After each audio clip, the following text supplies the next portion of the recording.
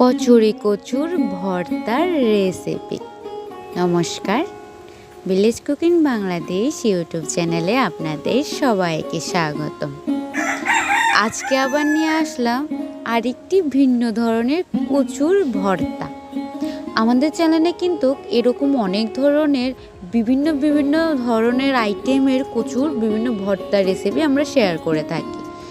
এটি হচ্ছে কচুরি কচু। এই কচুর ঝোল আরও বেশি দারুণ, তবে ভর্তাও কিন্তু আরও বেশি টেস্টি। চল সম্পূর্ণ রেসিপিটা আপনাদের সাথে শেয়ার করব। ঝামেলাবিহীন, তবে একটু বাটাবাটির ঝামেলা আছে। এই যে প্রথমে কচুরি কচুকে ভালো করে পরিষ্কার করে মা এখানে একটা গিটারের সাহায্যে গ্রেট করে নিয়েছে, আমরা ঘষণি বলি, যার মাধ্যমে ঘষে নিয়েছে। এরপরে শিলবাটায় প্রথমে কচুগুলোকে ভালো করে বেটে নিন। আপনি চাইলে এটি ব্লেন্ডারও করতে পারেন, তবে শিলে বাটার মজা তো শিলে বাটাতে আছে, তাই না? এই কচুটা আমরা কিন্তু ভাদ্র মাসে কচুর ঝোল যখন খাই তখন এই কচুটাই আমরা বেশি ব্যবহার করি। এই কচু দিয়ে মাছের মাথা, চিংড়ি মাছ, কাঁকড়া এগুলো দিয়ে রান্না করলে দুর্দান্ত লাগে। অবশ্যই সেই রেসিপিও কিন্তু আপনাদের সাথে শেয়ার করব। আর এখানে দেওয়া হয়েছে শুকনা মরিচ, পেঁয়াজ, রসুন আর নারকেল। এই সবগুলো মশলাই ভালো করে বেটে নিয়েছি। আর অবশ্যই এখানে কিন্তু শুকনো মরিচ ব্যবহার করবেন, ভুলেও কাঁচা মরিচ ব্যবহার করবেন না। আর ঝালটা পরিমাণে একটু কম দিবেন, ঝাল পরিমাণে একটু কম হলে ভালো লাগে। এই যে এখানে সম্পূর্ণটা বেটে নেওয়া হয়েছে।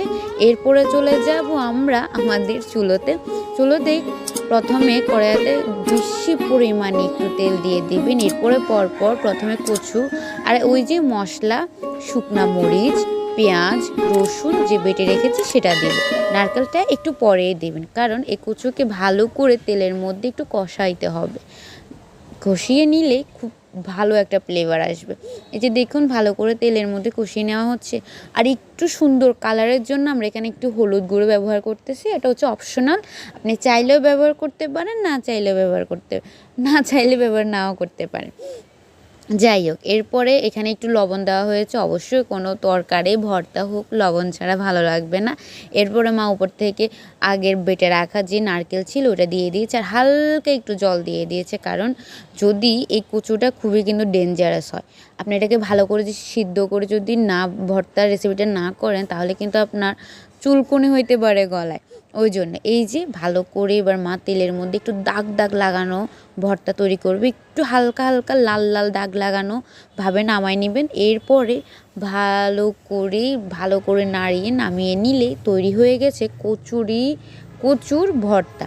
আর অবশ্যই এটি গরম ভাতে সবচেয়ে বেশি ভালো লাগে। আর কে এরকম ভর্তা খেয়েছেন অবশ্যই আমাকে জানাবেন। দেখা হচ্ছে নতুন কোনো ভিডিওতে নতুন কোনো সময়। আর অবশ্যই এই ভর্তাটা ট্রাই করে আমাকে জানাবেন। সবাই ভালো থাকবেন, সুস্থ থাকবেন। রাধে রাধে।